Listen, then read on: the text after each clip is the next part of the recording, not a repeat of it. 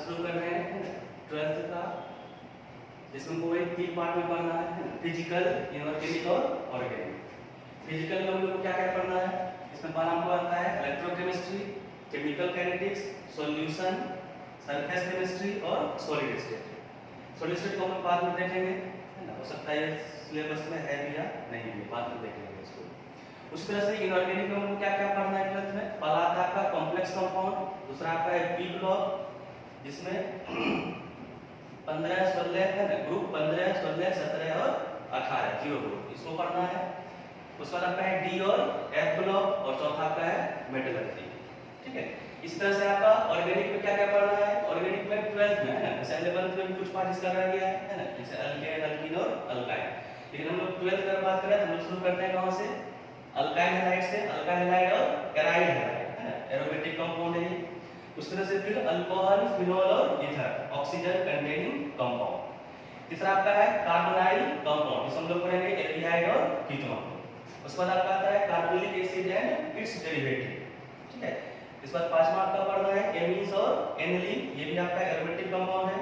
और फिर उसके बाद है बायोमोलिक्यूल्स, पॉलीमर और केमिस्ट्री एवरीडे लाइफ। ये इतना आपका 12th का सिलेबस है। ठीक है, तो हम लोग जो शुरू करेंगे वो हम लोग फिजिकल साइड से शुरू करेंगे। ठीक है, इसमें हम लोग पहला चैप्टर शुरू कर रहे हैं इलेक्ट्रोकेमिस्ट्री।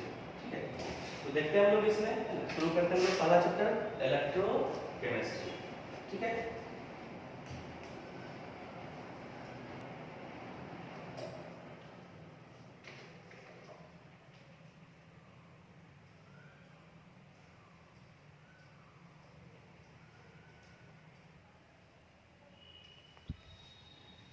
हम लोग स्टार्ट करते हैं चैप्टर इलेक्ट्रोकेमिस्ट्री, है ना, फिजिकल का हम लोग ये पहला चैप्टर है जिसको हम लोग शुरू कर रहे हैं। ठीक है, बहुत ही इंपॉर्टेंट टॉपिक है ये, चैप्टर है ये, है ना। कॉम्पिटिटिव एग्जाम में कम से कम इस चैप्टर से, है ना, चाहे आपका वो आईआईटी मेन हो, चाहे आपका वो नीट हो, है ना, कम से कम इस चैप्टर से 2 क्वेश्चन तो आता ही आता है। ठीक है, इसको बहुत अच्छे से पढ़ना है, बहुत ही इंटरेस्टिंग टॉपिक है ये। ठीक है, तो हम लोग शुरू करते हैं इसको इलेक्ट्रोकेमिस्ट्री। ठीक है, इसमें पढ़ना क्या क्या है ना, पहले से हम लोग जानते हैं। इसमें हम लोग आर्टिकल नंबर इंट्रोडक्शन। ठीक है, इसमें हम लोग समझेंगे इलेक्ट्रोकेमिस्ट्री के बेसिक टर्म के बारे में, किस किस टर्म का हमको इसमें जरूरत पड़ेगा। उसके बाद आपका आता है article number 2 electrolysis, article number 3 conductance और आर्टिकल नंबर 4 इलेक्ट्रोकेमिकल सेल। ये बेसिकली ये 3 आर्टिकल हमको पढ़ना है, आर्टिकल 2, 3 और 4, इलेक्ट्रोलाइसिस, कंडक्टेंस और आपका ये इलेक्ट्रोकेमिकल सेल। लेकिन हम लोग आर्टिकल में 1 को पढ़ेंगे हम लोग, इसके बारे में हम लोग कुछ बेसिक चीज जानेंगे ना, ताकि हम लोग आर्टिकल नंबर 2, 3 और 4 को पढ़ सकें। हम लोग स्टार्ट करते हैं आर्टिकल नंबर 1 इंट्रोडक्शन। आखिर ये चैप्टर है क्या, है ना, हम लोग इसमें क्या क्या देखेंगे, क्या क्या होता है, क्या इसका डेली लाइफ में यूज है इसका। अगर हम लोग इसको समझ जाएंगे तो हमको आर्टिकल नंबर 2, 3 और 4 इसको पढ़ने में हमको आसानी होगी। हम लोग शुरू करते हैं पहला आर्टिकल नंबर 1 इंट्रोडक्शन है क्या, ये देखते हैं उसके बारे में। तो हम लोग शुरू करते हैं चैप्टर का, चैप्टर नाम है इलेक्ट्रोकेमिस्ट्री।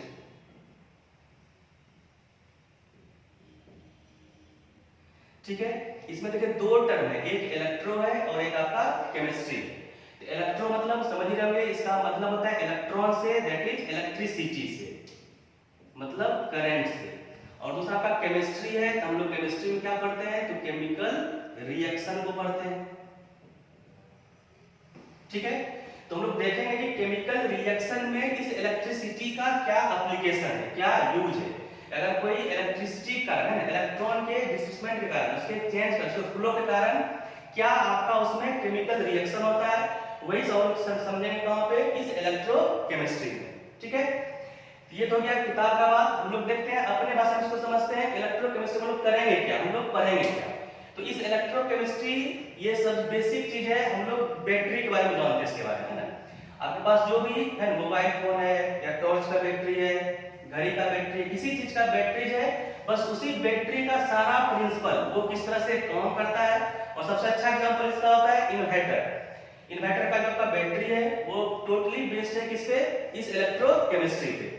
इसमें बेसिकली होता क्या है, कोई भी बैटरी है तो उसके अंदर क्या होता है, अगर हम कोई बात करें हम लोग घड़ी का बैटरी या टॉर्च का बैटरी, उसमें क्या होता है, तो सब पहले से एनर्जी स्टोर रहता है, और वो जो केमिकल जो उसका एनर्जी है और उस बैटरी में फॉर्म में है तो वहां पे केमिकल एनर्जी के फॉर्म बैटरी में स्टोर रहता है और वही वर्क करता है, उसी को कन्वर्ट करता है किसमें, इलेक्ट्रिकल एनर्जी में। तो बेसिक जो ये जो आपका चैप्टर इलेक्ट्रोकेमिस्ट्री है, इसमें क्या होता है, ये करंट का फ्लो है ना, करंट का हम देखेंगे उसका केमिकल रिएक्शन पे क्या इफेक्ट पड़ता है, ठीक है। तो इस इलेक्ट्रोकेमिस्ट्री पहले पढ़ते थे इसको, पहले इसको देख लेते हैं, फिर हम इसको समझते हैं आगे, ठीक है। इसका हम डिफिनेशन अगर बात करें तो हम क्या होता है, ये एक ब्रांच है, it is the branch of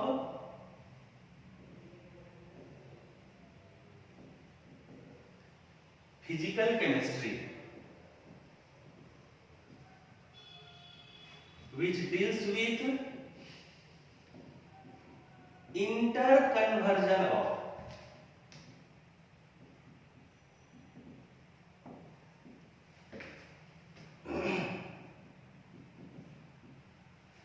electrical energy into chemical energy and chemical energy into electrical energy। Definition से समझ गए होंगे कि हम लोग दोनों बात करेंगे। अगर हम इन्वर्टर का जैसे हम लोग बात करते हैं तो उसमें क्या होता है कि जब लाइट आ रहा होता है तो हम मेरा बैटरी जो वो चार्ज होता है, यानी उसमें हम लोग क्या कर रहे होते हैं कि जो मेरा बाहर का जो इलेक्ट्रिक एनर्जी है उसको हम लोग बैटरी में स्टोर करते हैं। किस फॉर्म में करते हैं, तो इस केमिकल एनर्जी के फॉर्म में करते हैं। और वही जब लाइट चला जाता है तो जो हम लोग बैटरी में एनर्जी स्टोर करके रखे, किस फॉर्म में रखे थे, केमिकल एनर्जी फॉर्म में स्टोर करके रखे थे, और वही फिर किसमें कन्वर्ट हो जाता है, इलेक्ट्रिक एनर्जी में कन्वर्ट होता है, जिससे फिर बल्ब, लाइट, पंखा जो भी होता है सब चलता है उससे, ठीक है। तो मेनली हम लोग इसमें कोई भी बैटरी जो है वो किस तरह से चार्ज होता है और फिर वो किस तरह से डिस्चार्ज होता है, हम लोग उसके बारे में बात करेंगे, ठीक है। इसमें दो कन्वर्सन है, इसमें दो तरह का आपको एनर्जी का यूज करना है। एक आपके पास है इलेक्ट्रिकल एनर्जी, इस चैप्टर में बस यही दो बेसिक कॉन्सेप्ट है, एक इलेक्ट्रिकल एनर्जी का और दूसरा आपका केमिकल एनर्जी का, ठीक है। तो इलेक्ट्रिकल एनर्जी से जब ये कन्वर्ट करेगा किसमें, केमिकल एनर्जी में, जिसको हम लोग सिंपल प्रोसेस में हम समझने के इसको लोग चार्जिंग बोल सकते हैं। अगर हम कोई चीज जैसे मोबाइल है, अगर हम उसमें चार्ज करते हैं तो उसमें चार्ज में क्या होता है उस प्रोसेस में कि जो बाहर का इलेक्ट्रिक एनर्जी है वो किसमें कन्वर्ट करता है, आपका वो इलेक्ट्रिक केमिकल एनर्जी में कन्वर्ट करता है, ठीक है। तो इस प्रोसेस को अगर हम लोग अपने केमिस्ट्री की बात करें तो इसको हम लोग बोलते हैं इलेक्ट्रोलाइसिस। क्या बोलते हैं इसको हम लोग, इलेक्ट्रोलाइसिस, है ना, कि जब हम लोग इलेक्ट्रिक एनर्जी को कन्वर्ट किए किसमें, केमिकल एनर्जी में, और वही केमिकल एनर्जी जब फर्दर कन्वर्ट हो जाएगा किसमें, इलेक्ट्रिकल एनर्जी में, तब उसी को हम लोग क्या बोलते हैं, इस प्रोसेस को ही, है ना, ये सिंपल जो प्रोसेस है ये कौन करता है आपके इस तरह का, जो एक सिंपल बैटरी होता है ना, जैसे किसी में भी जैसे हैंड वॉच है उसमें जो बैटरी लगा हुआ है उसमें पहले से केमिकल एनर्जी स्टोर है, और वही केमिकल एनर्जी किसमें कन्वर्ट करेगा, ये इलेक्ट्रिकल एनर्जी में कन्वर्ट करेगा, ठीक है। तो इसको हम लोग सिंपल यहां पे बोल देते हैं हम लोग, जो मेरा चौथा आर्टिकल था, है ना, इलेक्ट्रोकेमिकल सेल, जिसको हम लोग बाद में सिंपल बैटरी बोलेंगे, जिसको लोग गैल्वेनिक सेल भी बोलते हैं इसको, ठीक है। तो बस ये पूरे इस चैप्टर में, इलेक्ट्रोकेमिस्ट्री चैप्टर में आपको बस यही दो प्रोसेस है, एक आपका इलेक्ट्रिकल एनर्जी कन्वर्ट करेगा किसमें, केमिकल एनर्जी में, और फिर उसी केमिकल एनर्जी को हम लोग कन्वर्ट करेंगे किसमें, इलेक्ट्रिकल एनर्जी में। इसी प्रोसेस, इस पूरा प्रोसेस कैसे हो रहा है ना, किस तरह से होगा, इसके बीच में क्या-क्या टर्म आता है, तो सारा हम लोग जानेंगे जब हम लोग अलग-अलग आर्टिकल पढ़ेंगे। तो ये इलेक्ट्रिकल जो हम लोग जो बेसिक आर्टिकल लिखे थे, आर्टिकल नंबर 2, उसमें देखो हम लोग हेडिंग लिखे थे इलेक्ट्रोलाइसिस। तो इलेक्ट्रोलाइसिस में बस यही सिंपल यही पढ़ना है आपको कि इलेक्ट्रिकल एनर्जी जो है वो किसमें कन्वर्ट करेगा, आपका वो केमिकल एनर्जी में कन्वर्ट करेगा। अब वो कैसे करेगा, क्यों करता है, ये सारा चीज हम लोग देखेंगे जब पढ़ेंगे तो। ठीक उसी तरह से हम लोग चौथा आर्टिकल लिखे थे हम लोग इलेक्ट्रोकेमिकल सेल, तो उसमें क्या पढ़ना अपना, उसमें पढ़ना हमको केमिकल एनर्जी जो है वो फर्दर इलेक्ट्रिकल एनर्जी में कैसे कन्वर्ट हो जाता है ना, उसी को हम लोग ये जो प्रोसेस है केमिकल एनर्जी जो बदल गया किसमें, इलेक्ट्रिकल एनर्जी में, ये मेन काम होता है किसका, बैटरी का, जो आपका ये स्पॉन्टेनियस वर्क करता है ना। यहाँ पे दो तरह का बात आता है, दो टर्म आता है जो हम लोग पहले ही पढ़े हैं 11th में, एक स्पॉन्टेनियस रिएक्शन और दूसरा आपका होता है नॉन स्पॉन्टेनियस रिएक्शन, ठीक है। तो इलेक्ट्रोकेमिकल सेल जो होता है, जो बैटरी होता है, वो आपका क्या होता है, वो स्पॉन्टेनियस वर्क करता है। अगर मेरे रिमोट में बैटरी है ना, उसमें क्या होता है, पहले से केमिकल एनर्जी स्टोर है उसमें, और वही केमिकल एनर्जी कन्वर्ट हो रहा है किसमें, इलेक्ट्रिकल एनर्जी कन्वर्ट हो रहा है। लेकिन जब हम लोग इलेक्ट्रोलाइसिस करते हैं तो उसमें क्या होता है, आपको कि आपको लाइसिस मतलब हम लोग पढ़े थे किसी चीज को तोड़ना, है ना। जब किसी चीज को हम लोग तोड़ेंगे, और किस मींस से हम तोड़ रहे हैं, हम लोग इलेक्ट्रोलाइसिस, है ना, यानी इलेक्ट्रिक करंट देके तोड़ रहे हैं। तो बाहर से हमको एनर्जी देना पड़ रहा है, तब वो ब्रेक कर रहा है। जब बाहर से एनर्जी दे रहे हैं तब वो ब्रेक करेगा, यानी ये कैसा प्रोसेस हो गया आपका, वो नॉन स्पॉन्टेनियस प्रोसेस हो गया, ठीक है। ये ऑब्जेक्टिव में भी आता है ना। तो इलेक्ट्रोकेमिकल सेल जो होता है आपका, ये कैसा प्रोसेस होता है, ये स्पॉन्टेनियस प्रोसेस होता है।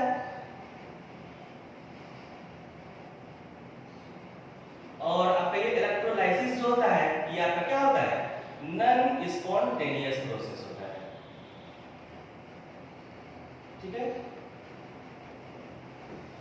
ठीक है, तो ये अपने आपको यही चैप्टर पढ़ना है, एक इलेक्ट्रोलाइसिस और दूसरा आपका है इलेक्ट्रोकेमिकल सेल। तो ये इसका सबसे अच्छा एग्जांपल जो आपका है इन्वर्टर, है ना, सबके घर में सबको यूज करते हैं इन्वर्टर। उसमें यही दो प्रोसेस हो रहा है, एक आपका इलेक्ट्रोलाइसिस जिसमें लाइट वगैरह भी है, तो वो जो बैटरी आपका चार्ज हो रहा है ना, वही उसमें क्या हो रहा है आपका, जो बाहर का इलेक्ट्रिक एनर्जी था, है ना, उसको हम लोग बैटरी में स्टोर करके रखे किस फॉर्म में, केमिकल एनर्जी के फॉर्म में। और वही जब लाइट चला जाता है तो जो बैटरी में एनर्जी स्टोर था आपका, है ना, किस फॉर्म में, केमिकल एनर्जी के फॉर्म में, तो वो फर्दर आपका कन्वर्ट करता है किसमें, इलेक्ट्रिक एनर्जी में, फिर आपका सर्किट कंप्लीट करता है, फिर बल्ब आपका सब चलता है, ठीक है। अब देखिए ये इलेक्ट्रोलाइसिस और ये इलेक्ट्रोकेमिकल सेल, ये हो गया आपका आर्टिकल नंबर 2, ये हो गया आपका आर्टिकल नंबर 4। लेकिन बीच में हम लोग एक आर्टिकल लिखे थे, आर्टिकल नंबर 3, उसमें हम लोग क्या लिखे थे, कंडक्टेंस, ठीक है। तो जाहिर सी बात है कि आपका जो प्रोसेस है ना, अगर आपके पास बैटरी या इन्वर्टर है, अगर उसको लोग इसी तरह छोड़ दें तो कोई वर्क नहीं करेगा। उसके लिए क्या करना पड़ेगा, आपको सर्किट को कंप्लीट करना पड़ेगा। तो हम लोग क्या करते हैं, जो भी आपके घर में बोर्ड है उसको हम लोग प्लग लगाते हैं, है ना, वो उसका कनेक्शन कहां तक जाता है, वो बैटरी तक जाता है। बैटरी के अंदर एक बहुत सारा डिजाइन है, उसमें प्लेट है, इलेक्ट्रोड है, हर चीज है ना। उसके होते हुए फिर वो क्या होता है, इलेक्ट्रिकल एनर्जी कन्वर्ट करता है किसमें, केमिकल एनर्जी में, और फिर वही केमिकल एनर्जी कन्वर्ट करता है किसमें, इलेक्ट्रिकल एनर्जी में, जब लाइट चला जाएगा तो इस प्रोसेस को जोड़ने में, है ना, जो भी आपका इंस्ट्रूमेंट यूज में आ रहा है ना, जो भी उसके बीच में काम कर रहा है, उसी सब को हम लोग कहां पढ़ते हैं, आर्टिकल नंबर 3 में पढ़ते हैं, जो आपका था कंडक्टेंस टर्म, ठीक है। आपका बैटरी एक तो सर्किट कंप्लीट हो रहा है ना, यहाँ पे दो तरह का बात आता है ना, एक एक्सटर्नल सर्किट बात आता है और एक आपका इंटरनल सर्किट, यानी बैटरी के अंदर। तो जो बैटरी के बाहर हम लोग देख रहे हैं ना, जो वायर पर देख रहा है ना, ये फिजिक्स का पार्ट है, ये आपको फिजिक्स सर पढ़ाएंगे। लेकिन बैटरी के अंदर जो है ना, अगर उसके होते हुए अगर करंट पास नहीं करेगा तो आपका सर्किट कंप्लीट नहीं करेगा, तो करंट फ्लो नहीं करेगा। यानी बैटरी के अंदर जो आपका सॉल्यूशन रहता है, इलेक्ट्रोलाइट रहता है, उसके थ्रू भी क्या कर रहा है, करंट पास कर रहा है। जब उसके थ्रू भी करंट पास कर रहा होगा तो वो भी कुछ रोल अपना दे रहा होगा। उसी रोल में वो किस तरह से कंडक्टेंस को शो कर रहा है, जो बैटरी के अंदर में इलेक्ट्रोड है या आपका जो उसके अंदर से इलेक्ट्रोलाइट है उसके अंदर, है ना, जिसको हम डिस्टिल वाटर सब भी जो डालते हैं उसमें, है ना, तो वो सब क्या करता है, कंडक्टेंस के जो कंडक्टेंस शो कर रहा है बैटरी, है ना, इलेक्ट्रिक करंट को फ्लो कर रहा है ना, उसमें उसका भी रोल है। तो उस सब को हम लोग कहां पढ़ते हैं, तो कंडक्टेंस टर्म में पढ़ते हैं, ठीक है। तो यही बेसिक एक डिजाइन है इस चैप्टर का, इलेक्ट्रोकेमिस्ट्री का। इसमें तीन चीज बेसिक हमको पढ़ना है ना, एक इलेक्ट्रोलाइसिस, उसके बाद आपका है इलेक्ट्रोकेमिकल सेल, और इसी दोनों के बीच को, जो दोनों को जोड़ेगा, इलेक्ट्रोलाइसिस को और इलेक्ट्रोकेमिकल सेल को, दोनों को जो जोड़ता है, बीच में जो किस तरह से कंडक्टेंस हो रहा है, उसी को पढ़ने के लिए आपका आर्टिकल नंबर 3 लिखे थे, जो लिखे थे हम लोग कंडक्टेंस टर्म, ठीक है। इसको लोग सिंपल और भाषा में कैसे समझ सकते हैं, इलेक्ट्रोलाइसिस जो हुआ उसने क्या कर रहा है, लोग इलेक्ट्रिकल एनर्जी को हम लोग कन्वर्ट कर रहे हैं किसमें, केमिकल एनर्जी में। यानी इसका मतलब अगर हम लोग सिंपल बोले, जब हम लोग मोबाइल है ना, तो मोबाइल को हम जब चार्ज में लगाते हैं तो क्या होता है उसमें, यही इलेक्ट्रिकल एनर्जी कन्वर्ट करता है किसमें, केमिकल एनर्जी में। तो इसको अपने समझने के हम लोग इसको क्या बोल देते हैं, चार्जिंग भी बोल देते हैं। जो हम लोग बैटरी को चार्ज करते हैं, मोबाइल को चार्ज करते हैं, उसमें क्या हो रहा है, उसमें इलेक्ट्रिक एनर्जी कन्वर्ट कर रहा है किसमें, केमिकल एनर्जी में। जो बाहर का आपका सोर्स है ना, इलेक्ट्रिक एनर्जी का, करंट का, उसको हम लोग बैटरी के अंदर, जो मोबाइल के अंदर जो बैटरी है ना, वो सेल तक पहुंचाते हैं, और वहां पे वो इलेक्ट्रिक एनर्जी कन्वर्ट कर रहा है किसमें, केमिकल एनर्जी में। और जब मोबाइल को हम लोग बाहर निकाल लिए, चार्जिंग नहीं है, है ना, जेब में, उस समय कौन सा प्रोसेस हो रहा है, जो हम लोग स्टोर एनर्जी था, ये जो केमिकल एनर्जी था वही आपका कन्वर्ट कर रहा है किसमें, इलेक्ट्रिक एनर्जी में। फिर आपका मोबाइल चल रहा है, आप बात कर रहे हैं, गाना सुन रहे हैं, सब चीज कर रहे हैं। तो इस प्रोसेस में क्या हो रहा है आपका कि जब केमिकल एनर्जी आपका क्या हो रहा है, इलेक्ट्रिक एनर्जी में कन्वर्ट हो रहा है, तो बैटरी यूज हो रहा है, तो धीरे धीरे आपका वो क्या होता जाएगा, डिस्चार्ज हो जाएगा। तो जो हम लोग अपने भाषा में है ना डिस्चार्ज बोलते हैं, मोबाइल डिस्चार्ज हो गया है ना, तो वो उसमें सिंपली प्रोसेस कौन सा हो रहा है कि जो आपका बैटरी में स्टोर केमिकल एनर्जी था वो कन्वर्ट हो रहा है किसमें, इलेक्ट्रिकल एनर्जी में। और जिस हम लोग मोबाइल को चार्ज में लगाते हैं है ना, जो उसमें क्या हो रहा है आपका जो मेन प्रोसेस उसके अंदर हो रहा है ना, वो आपका होता है इलेक्ट्रिक एनर्जी कन्वर्ट कर रहा है किसमें, केमिकल एनर्जी। ठीक है, ये आपका बेसिक जो इसका इंट्रोडक्शन था, हम लोग पढ़ने क्या जा रहे हैं, इसका यूज क्या है। बस इसका सिंपल सा यूज है कि आपके घर में जो बैटरी है वो किस तरह से चार्ज हो रहा है और वो किस तरह से डिस्चार्ज हो रहा है ना, किस तरह से आपका वो इलेक्ट्रिक एनर्जी जो बाहर के सोर्स से मेरा उसको बैटरी में स्टोर करके रख रहे हैं, और जब बाहर का सोर्स खत्म हुआ तो उसको हम लोग जब यूज करते हैं, जो बैटरी में स्टोर एनर्जी है केमिकल एनर्जी के फॉर्म में, वो फिर हम लोग किस तरह से इलेक्ट्रिकल एनर्जी उसको हम लोग कन्वर्ट करते हैं। ठीक है, ये कुछ बेसिक चीज था है ना, इसको लिख लीजिए, फिर हम लोग आगे इसका हम लोग बात करते हैं।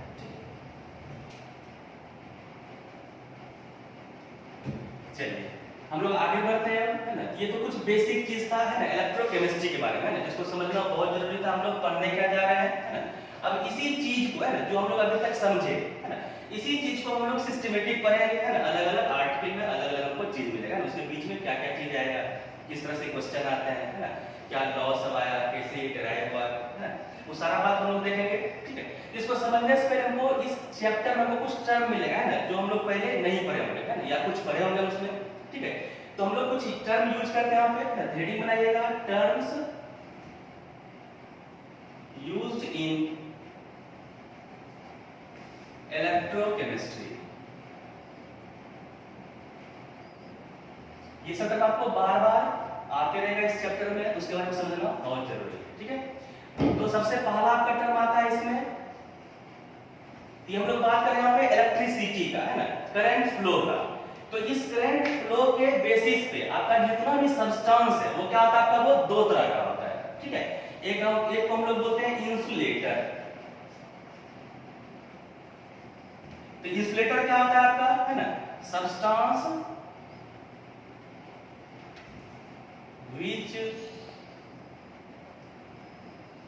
cannot conduct electricity। ठीक है, जो भी प्लास्टिक है ना, वुड है, ठीक है, प्योर वाटर है, सब किस तरह बिहेव करता है, वो इंसुलेटर। दूसरा जो अपने काम का टर्म है वो आपका है कंडक्टर। उनको पढ़ना तो कंडक्टर ही था, लेकिन इसी के साथ आता है इंसुलेटर, तो देख लीजिए इसको हम लोग। ठीक है, तो कंडक्टर क्या होगा आपका, जो भी सब्सटेंस है ना, सब्सटेंस विच कंडक्ट इलेक्ट्रिसिटी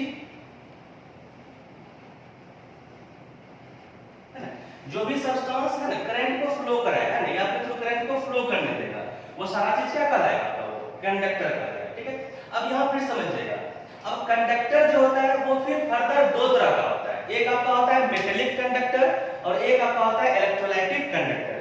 यहीं से आपका दो पार्ट डिवाइड होता है, जो एक पार्ट फिजिक्स में जाता है और एक पार्ट मेरे पास रहेगा केमिस्ट्री में रहेगा आपका। ठीक है, तो एक आप सिंपल समझ सकते हैं कि एक आपका आता है मेटेलिक कंडक्टर। जो भी आप लोग वायर देख रहे हैं ना, तो वायर के अंदर क्या है, वो कंडक्ट मेटल लगा हुआ है उसके अंदर है ना, कॉपर का है, एल्युमिनियम का है ना, बहुत तरह का कंडक्टर है आपका। तो जो भी आपको इलेक्ट्रिकल अप्लायंसेस में यूज किए हैं तो वायर सिंपल भाषा में समझ सकते हैं। ठीक है, तो वो सब क्या होगा, मेटेलिक कंडक्टर हो गया। और दूसरा हम लोग जो बात करेंगे वो आपका बैटरी के अंदर, तो बैटरी के अंदर जैसे लोग डिस्टिल वाटर उसके अंदर तो कोई वायर तो है नहीं है ना, तो जो आपका इलेक्ट्रोलाइट है उसके थ्रू भी क्या हो रहा है, करंट फ्लो कर रहा है, यानी वो सब्सटेंस जो था जिसके अंदर से क्या हुआ, करंट फ्लो किया, वो भी क्या कहलाएगा आपका, वो कंडक्टर कहलाएगा। ठीक है, तो कंडक्टर जो होता है आपका ये फर्दर दो तरह का होता है, एक को हम लोग क्या बोल देते हैं, मेटेलिक कंडक्टर,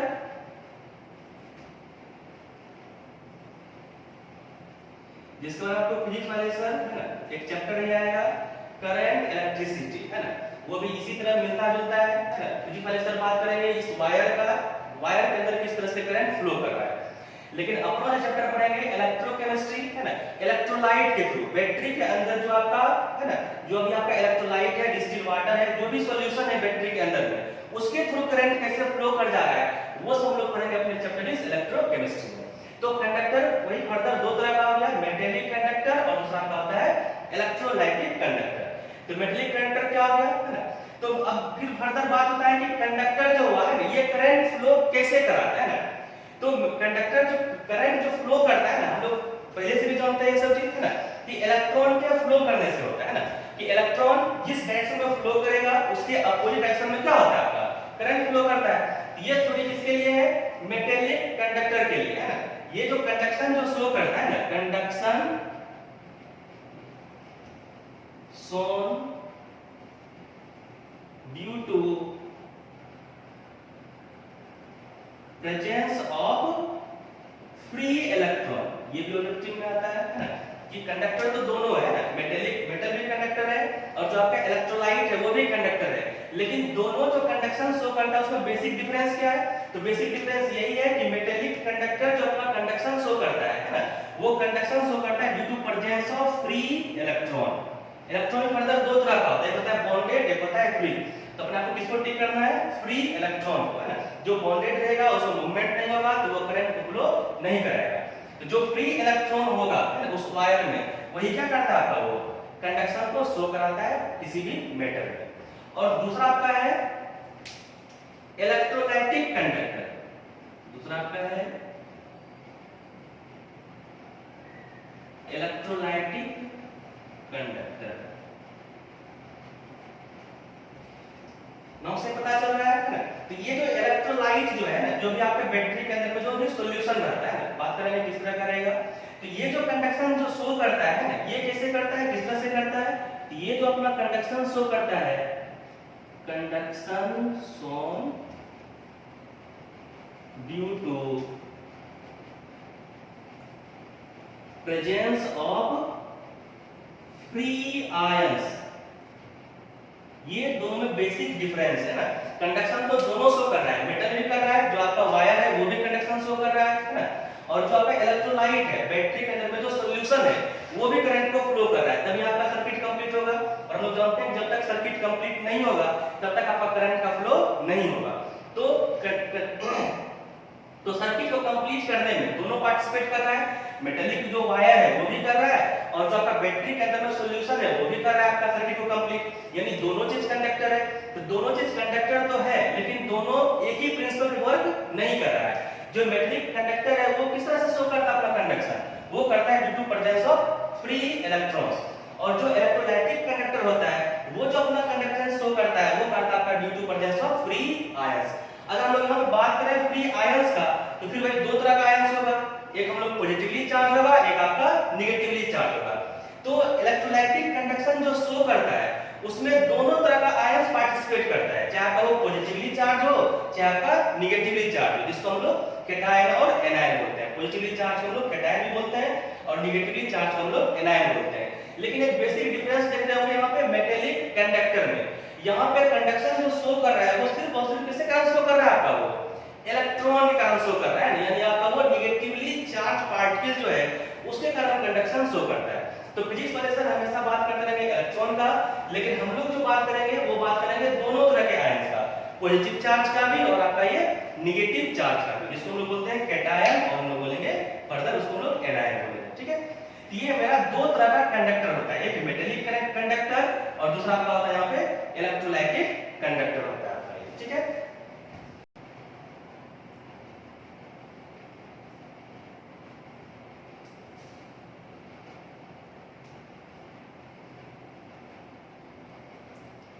चलिए हम लोग देखें अभी कंडक्टर तो दो तरह का था, एक आपका मेटेलिक कंडक्टर और दूसरा आपका था इलेक्ट्रोलाइटिक कंडक्टर।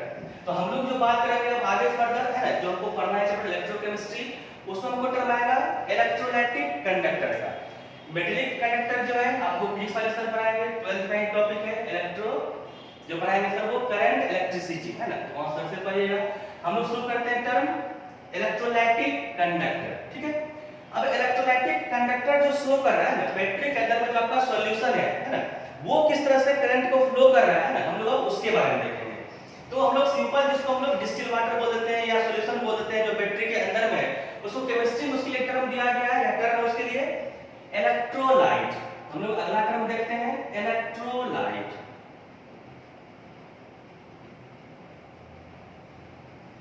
ठीक है, ये क्या होता है आपका, ये इलेक्ट्रोलाइट है, ये केमिस्ट्री टर्म है। अपने भाषा में जो बैटरी के अंदर में जो भी आपका सॉल्यूशन है ना, उसी को हम लोग क्या बोलते हैं, इलेक्ट्रोलाइट है।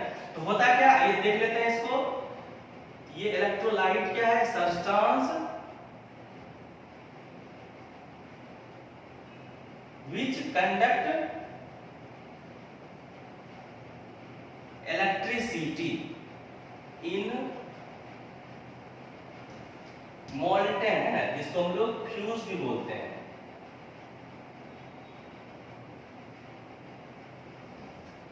molten state and in aqueous state।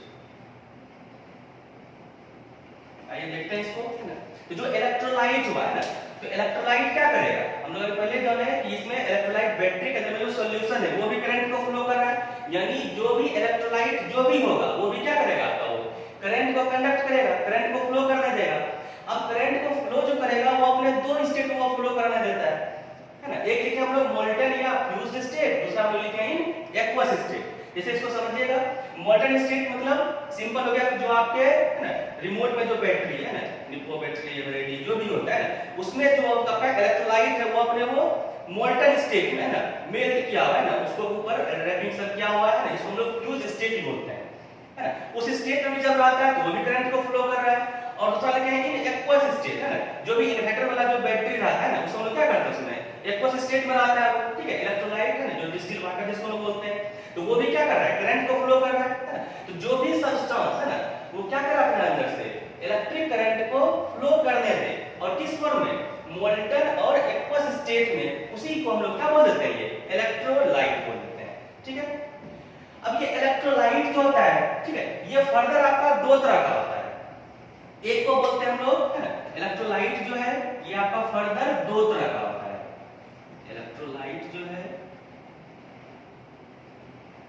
Electrolyte मतलब सिंपल हो गया कि जो भी आपका केमिकल कंपाउंड अपने क्या करे, अपने करंट को पास करने दे, चाहे आपका वो मोल्टन स्टेट में हो, चाहे आपका वो एक्वस स्टेट में हो, उस सब को हम लोग क्या बोलेंगे, इलेक्ट्रोलाइट बोलते हैं। तो ये इलेक्ट्रोलाइट जो होता है वो फिर फर्दर दो तरह का होता है। एक को बोलते हैं हम लोग स्ट्रॉन्ग इलेक्ट्रोलाइट और एक को बोलते हैं हम लोग वीक इलेक्ट्रोलाइट। जिस तरह हम लोग एसिड बेस भी पढ़े थे पहले, है ना, उसको लोग फर्दर डिवाइड किए थे, एक होता था आपका स्ट्रॉन्ग एसिड, एक आपका होता था वीक एसिड। ठीक है, उसी तरह से इलेक्ट्रोलाइट भी फर्दर आपका दो तरह का होता है, कॉन्सेप्ट वही है। एक आपका हो गया स्ट्रॉन्ग इलेक्ट्रोलाइट और दूसरा आपका होता है वीक इलेक्ट्रोलाइट।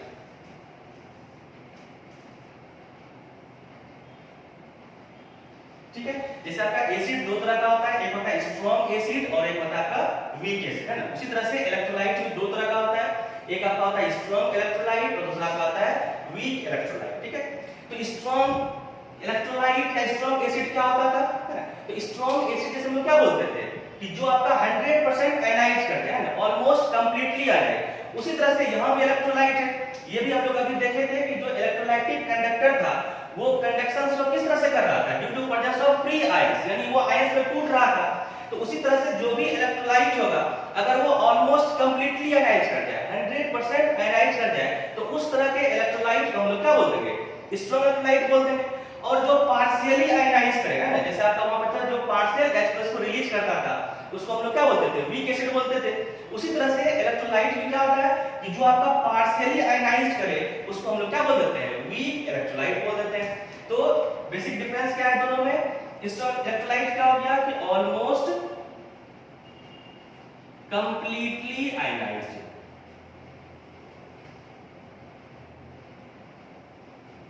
ठीक है। और जो वीक इलेक्ट्रोलाइट होगा ये क्या होगा आपका, ये पार्शियली आयनाइज करेगा ये, ठीक है। यानी इसके लिए हम लोग एक टर्म यूज करते थे, है ना, कि जब भी कोई चीज टूटता है ना, स्ट्रॉन्ग वीक हम लोग बात करते हैं, एक टर्म यहां पर आता है आपका जो पहले भी आया हुआ है, डिग्री ऑफ डिसोसिएशन।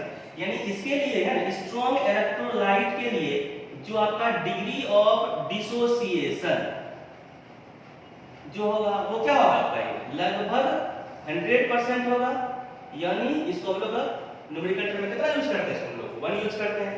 और जो पार्शियली आयनाइज करेगा ये क्या होगा आपका, ये इसके लिए जो आपका डिग्री ऑफ डिसोसिएशन होगा वो क्या हो जाएगा, लेस देन 1 होगा, है ना, 5%, 10%, 20% इसमें से टूटेगा वो, ठीक है। और ये क्या हो जाएगा आपका, जो स्ट्रॉन्ग इलेक्ट्रोलाइट होगा वो क्या देख रहे हैं हम लोग, कंप्लीटली आयनाइज कर रहा है, इसमें आपको मैक्सिमम नंबर ऑफ उसका क्या मिल जाएगा, कैटायन और एनायन मिल जाएगा, यानी फ्री आयंस मिलेगा। लेकिन जो वीक इलेक्ट्रोलाइट होगा वो क्या कर रहा है, पार्शियली आयनाइज कर रहा है, यानी आपको यहाँ पे क्या मिलेगा, कम नंबर में आपको कैटायन और एनायन मिलेगा, यानी आयंस मिलेगा। तो कहने का मतलब हुआ कि जो स्ट्रॉन्ग इलेक्ट्रोलाइट होगा ये क्या होगा, गुड कंडक्टर ऑफ इलेक्ट्रिसिटी होगा, क्योंकि यहाँ पे क्या मिलेगा आपको, मैक्सिमम नंबर ऑफ पॉजिटिव और नेगेटिव चार्ज मिलेगा, है ना। और हम लोग जानते हैं कि इलेक्ट्रोलाइटिक कंडक्टर जो बेस्ड है वो किससे बेस्ड है, फ्री आयंस बेस्ड है। जहां पे हमको फ्री आयंस ज्यादा मिलेगा वो कंडक्शन भी उतना अच्छे से करेगा, यानी जो स्ट्रॉन्ग इलेक्ट्रोलाइट होगा वो क्या होगा आपका, वो गुड कंडक्टर ऑफ इलेक्ट्रिसिटी होगा। और जो आपका वीक इलेक्ट्रोलाइट होगा तब ये क्या कहा जाएगा आपका, ये पुअर कंडक्टर ऑफ इलेक्ट्रिसिटी हो जाएगा आपका, ठीक है। तो ये सिंपल इलेक्ट्रोलाइट भी जो है आपका ये दो तरह का है ना, एक आपका है स्ट्रॉन्ग इलेक्ट्रोलाइट और एक आपका आता है वीक इलेक्ट्रोलाइट, है ना। कभी-कभी डिफरेंस भी आता है लिखने के लिए। तो सिंपल सा बात है कि जो स्ट्रॉन्ग होगा वो क्या करेगा, लगभग कंप्लीटली आयनाइज कर जाएगा, और जो वीक इलेक्ट्रोलाइट होगा वो क्या करेगा आपका, वो पार्शियली आयनाइज करेगा, ठीक है। यानी जो स्ट्रॉन्ग होगा वो आपका उसका डिसोसिएशन जो होगा वो लगभग 100% हो जाएगा, और जो वीक होगा वो आपका उसके लिए क्या होगा, डिग्री ऑफ डिसोसिएशन जो होगा आपका वो लेस देन 1 होगा। जो स्ट्रॉन्ग होगा वो गुड कंडक्टर होगा किसका, इलेक्ट्रिसिटी का, और जो वीक होगा वो क्या हो जाएगा आपका, वो पुअर कंडक्टर हो जाएगा इलेक्ट्रिसिटी, ठीक है। इधर देखिए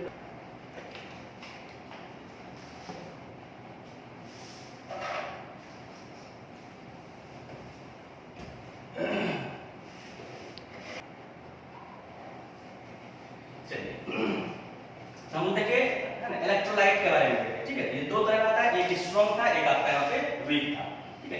तो हम लोग कुछ थोड़ा सा बेसिक जान लेते हैं कि आपका कंडक्टर जो भी पढ़े हम लोग है ना वो दो तरह का था, एक हम लोग क्या पढ़े मेटेलिक कंडक्टर और दूसरा हम लोग क्या पढ़े इलेक्ट्रोलाइटिक कंडक्टर।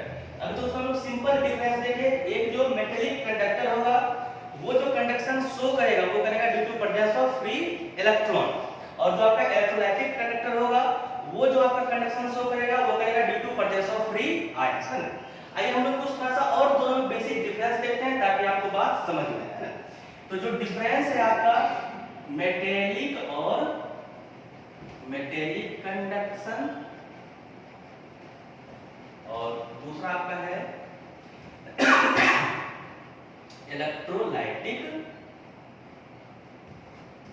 कंडक्शन, ठीक है।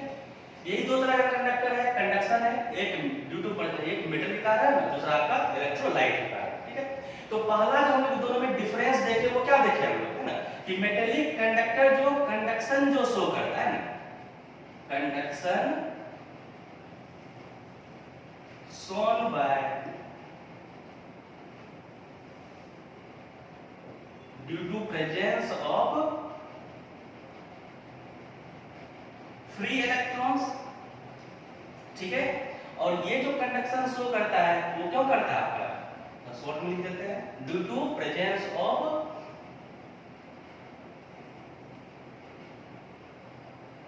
फ्री आयंस, ठीक है। ये तो हम लोग पहले भी देखे थे।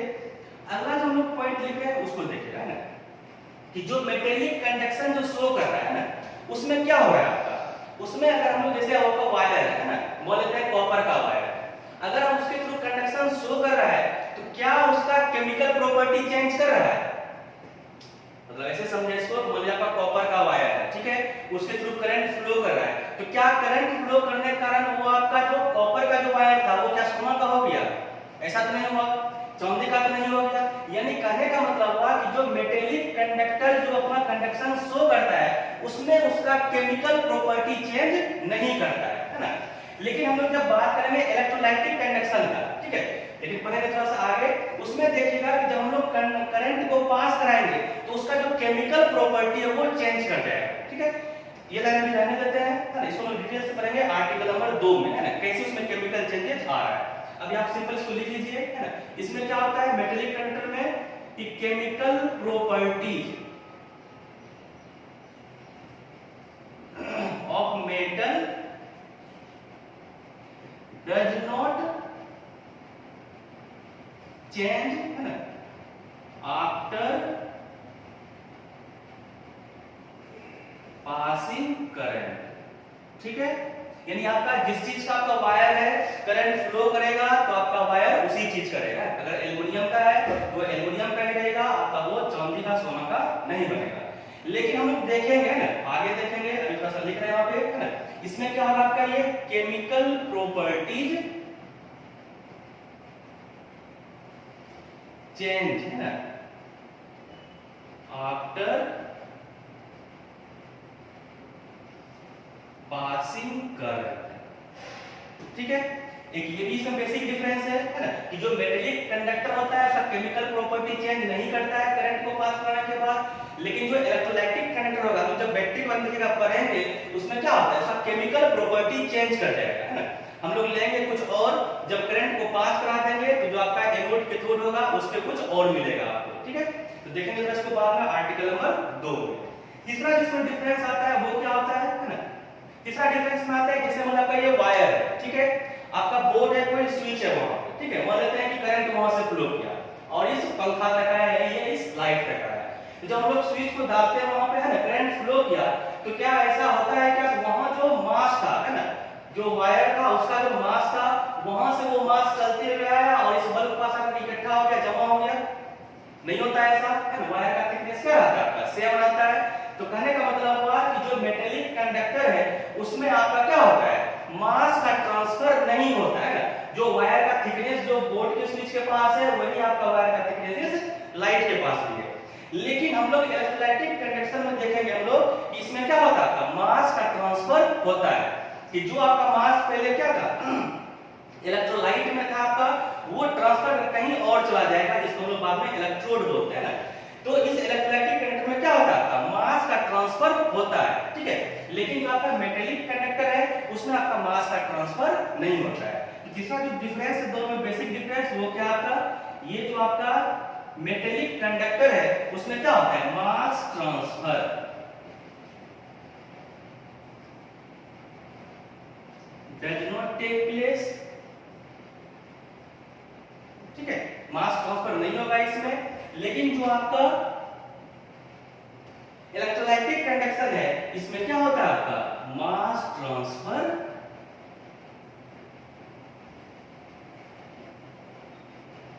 टेक्स प्लेस, ठीक है।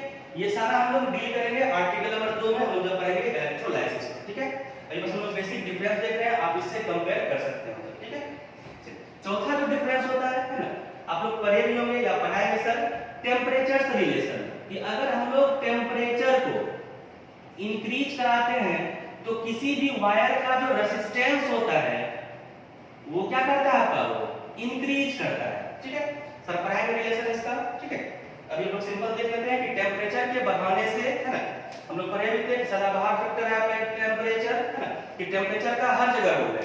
अगर आप टेम्परेचर को बढ़ाते हैं तो जो उस वायर का जो रेजिस्टेंस पावर है वो भी क्या करता है इंक्रीज करता है। ठीक उसी तरह से यहाँ पे जो होता है आपका, है ना, कि जो आपका इलेक्ट्रोलाइटिक कंडक्शन है कंडक्टर है उसमें अगर आप इस टेम्परेचर को इंक्रीज कराइएगा तो यहाँ का रेजिस्टेंस डिक्रीज करता है, और जब रेजिस्टेंस डिक्रीज करता है तो इसी का अपोजिट होता है कंडक्टेंस, है ना। पर हम लोग है जिस भी वायर का जितना कम रेजिस्टेंस होगा उसका कंडक्टेंस का उतना ही ज्यादा होगा।